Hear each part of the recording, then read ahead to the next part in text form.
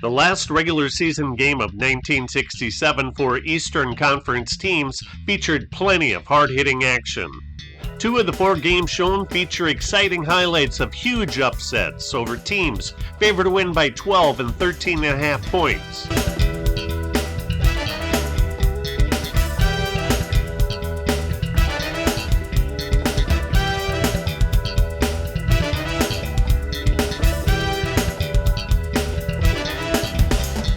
At Lambeau Field in Green Bay, the Packers were 12-point favorites over the Steelers. The Packers' 9-win, 3-loss, and 1-tie record entering the game was flip-flopped to that of the 3-win, 9-loss, and 1-tie Steelers. Packers running back Donnie Anderson ran 3 times for -4 yards on the day, although he did catch 3 passes for 56 yards.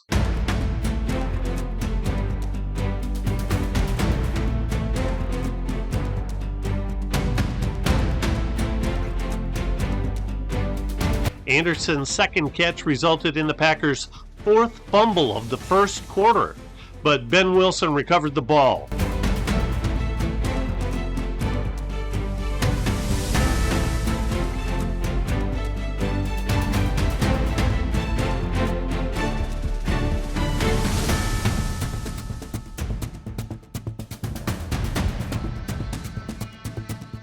Don Horn relieved quarterback Bart Starr in the second quarter with the Packers down 7-0. Horn hit tight end Marv Fleming for a 19-yard gain to the Steelers' 24-yard line.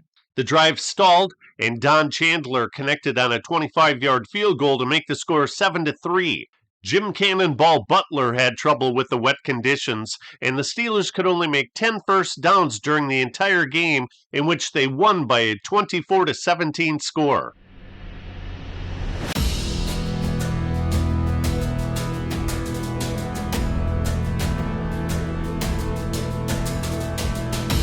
Number 10, Kent Nix, handed off to number 38, Earl Groh, who is the Steelers' yardage leader in this game both via ground and air. His 22-yard touchdown run was against the NFL's stingiest defense in total yards allowed. The Steelers only gained 194 yards to the Packers' 309. The ensuing kickoff was returned 40 yards by Travis Roadrunner Williams, with less than 2 minutes remaining in the half.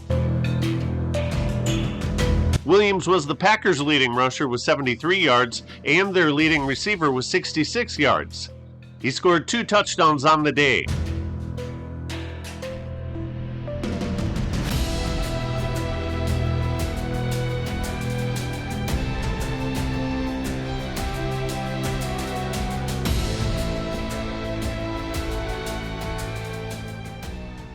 Outside linebacker Andy Russell made this exceptional tackle early in the third quarter, and number 36 Ben Wilson could only muster 6 yards on 7 carries. Number 12 Zeke Bratkowski was the third Packers quarterback to play, and the Packers again gave the ball away, which resulted in a 27-yard field goal by Mike Clark.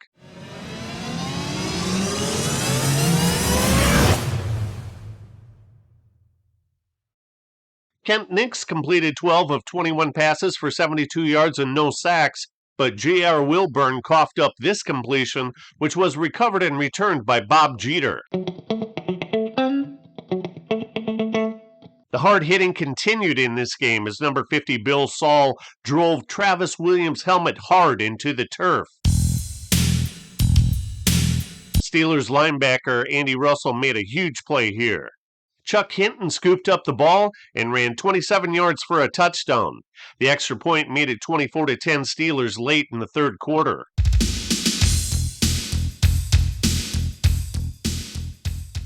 Bratkowski only completed 2 of 6 passes for 13 yards, so Don Horn was sent back into the game. Marv Fleming caught another pass and was slugged by Bill Saul for his troubles. Check out this incredible blocking by the Packers.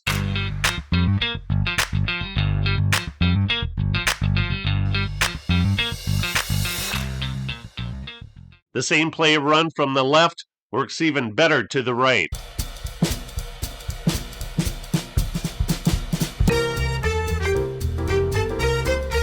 With less than 2 minutes remaining in the game, Kent Nix got sloppy and Bob Jeter intercepted. Horn and Max McGee's 13-yard connection was called back due to a costly penalty.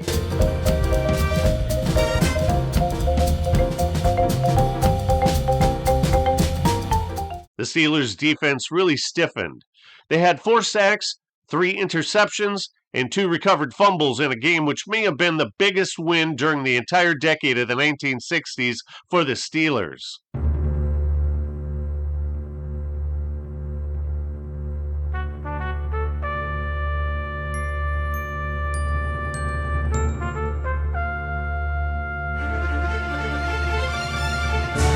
This game features the second major upset of the week. Redskins middle linebacker Sam Huff received a pre-game retirement ceremony. He played with the Redskins from 1964 through 1967 and was 33 years old at the time. His most memorable and best years were played with the Giants from 1956 through 1963 when he made 4 All-Pro teams, finished 3rd in the NFL MVP vote in 1958, and 4th in 1959. Huff came out of retirement in 1969 at head coach Vince Lombardi's prodding in order to become a player coach. The Redskins were 13.5-point favorites at District of Columbia Stadium. The only first-half scoring was this 80-yard Billy Kilmer to Dan Abramowitz strike.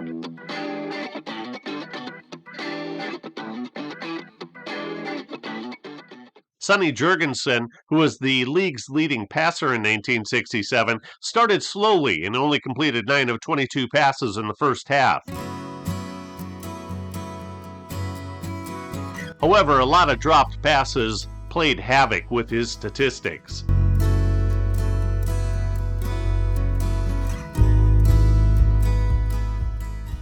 After 3 dropped Charlie Taylor passes, he finally caught one. Good for 38 yards.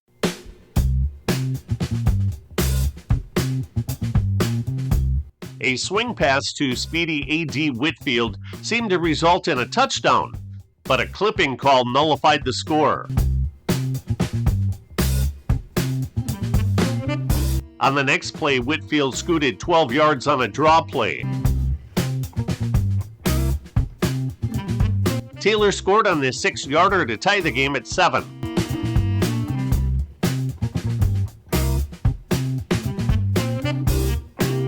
The tie lasted only a few minutes. Rookie John Love mishandled this punt, and it resulted in a safety.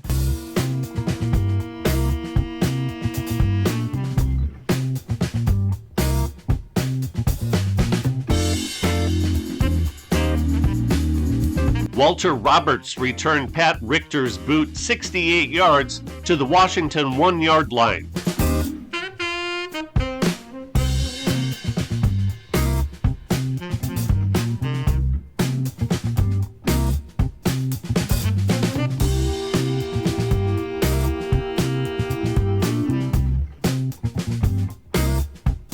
Randy Schultz plowed into the end zone, and the score was 16-7 Saints. Jurgensen misfired on a pass intended for Bobby Mitchell, and Jesse Burkett picked him clean.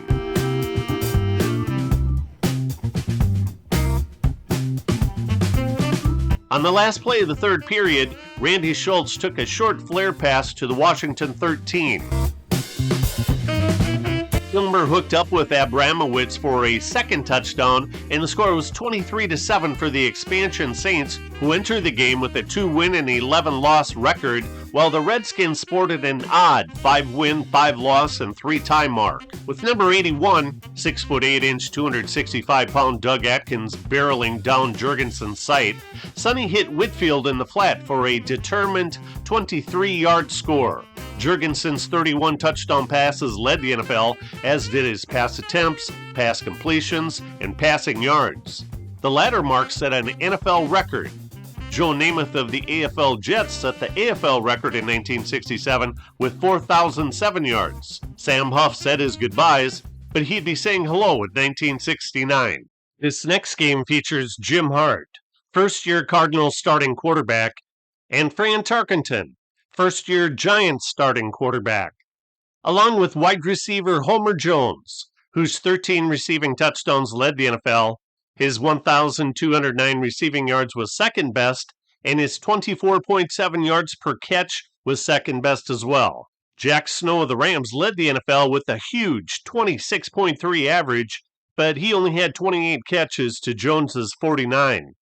Number 23, Ernie Coy became the first Giant to rush for at least 700 yards since 1962. He rushed 14 times for 64 yards and 1 touchdown, along with 3 catches for 20 yards and this touchdown. The Cardinals rushed 21 times for only 68 yards. They entered the game with a 6-win, 7-loss record, while the Giants were 6 wins, 6 losses, and 1 tie. Jim Hart uncorked a pass, but Carl Spider Lockhart picked it off and returned it 28 yards. He was an NFL All-Star in 1966 and would be one again in 1968. Fran Tarkenton scrambled for 16 yards on this play. For the year, he ran for 306 yards, an incredible 7 yards per carry.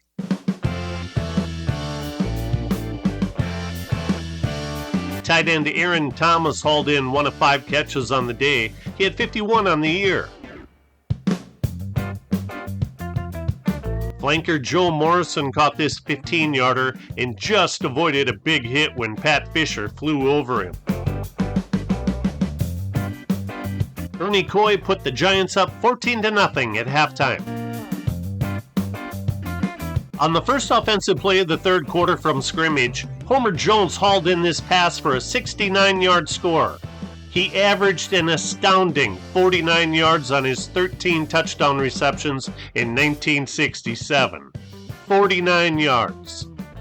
Down 24-0 after a Giants field goal, Jim Hart hit tight end Jackie Smith for a 26-yard gain. He had 8 catches for 152 yards and 1 touchdown. Jim Hart was 22 of 38 for 294 yards and 2 interceptions. This time Willie Williams picked him off. It was Williams' second of 35 in his 9-year NFL career.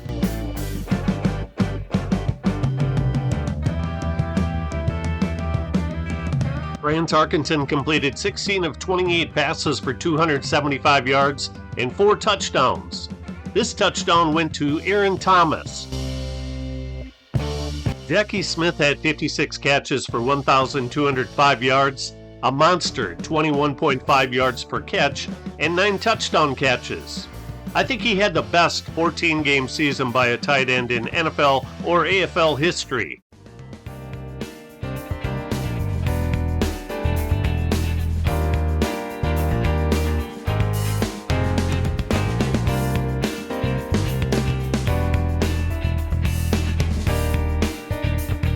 The amazing Fran Tarkenton reached into his bag of tricks and kept the Yankee Stadium crowd highly entertained.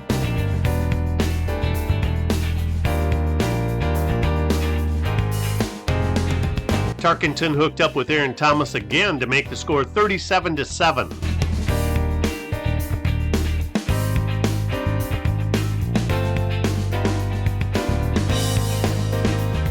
Late in the fourth quarter, the Cardinals kept passing.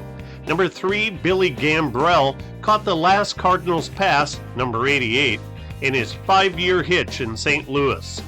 Wide receiver Dave Williams just completed his first year in St. Louis and finished the season with 28 catches and 5 touchdowns. He finished second in the NFL Offensive Rookie of the Year vote.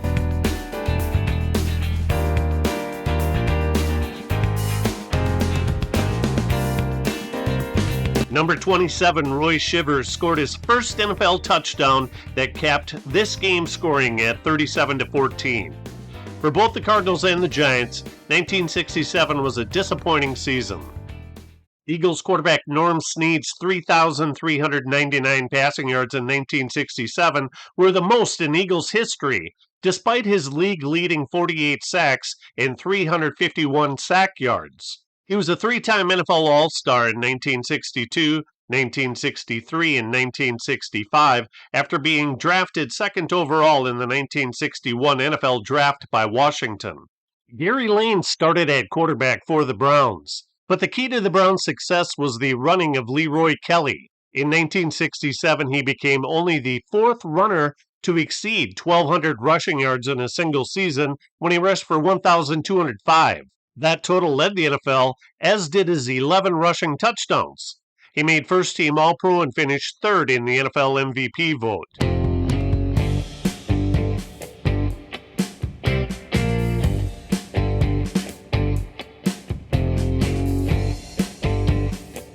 He returned 9 punts in 1967 and mishandled this one. He also punted 10 times in 1967.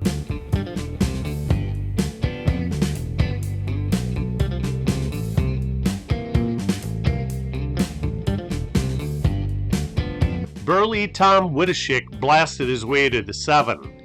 He had 70 yards rushing in this game and 670 on the season, which was 11th best in the NFL. For the 2025 NFL season, the fine for throwing a ball into the stands is $8,114. For the second offense, it's $13,911.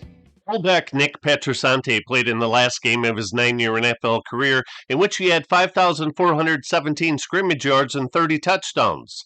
He was an NFL All-Star in 1960 and 1961 for the Lions, as well as being named the Sporting News Rookie of the Year in 1959. Like Petrosante, Larry Conger was also a Notre Dame alum. 1967 was his rookie year, and he too was playing his last game as a Brown because he was traded to Philadelphia. Lou the Toe Groza kicked a 32-yard field goal, which was the final one in his 21-year professional career. He retired at age 43 with the most career points scored. Even though he played 9 12-game seasons, as opposed to the 14, 16, and 17-game schedules that came later, he's still number 24 on the all-time career scoring list. And Gary Ballman caught 4 passes for 58 yards, and this was the one that was the most painful. Izzy Lang was a big running back at 230 pounds, but he had good speed too. Here he picked up 12 yards.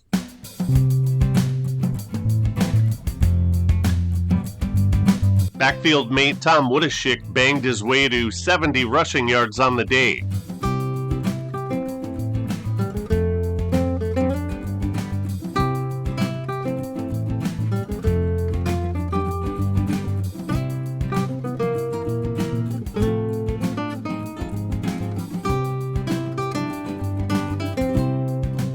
Witteschick scored on this 43-yard pass play.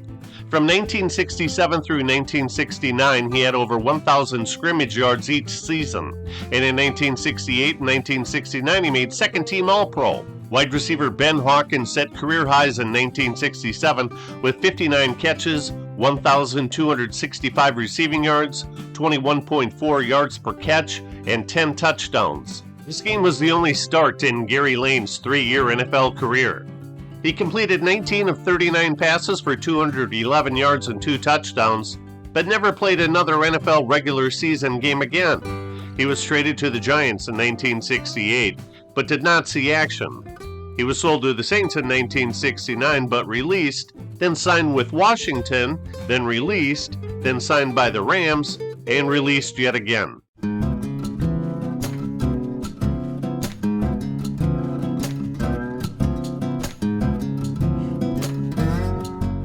Lane and McNeil hooked up again for a touchdown, but it was too much too late as the Eagles won 28-24 at Franklin Field in Philadelphia.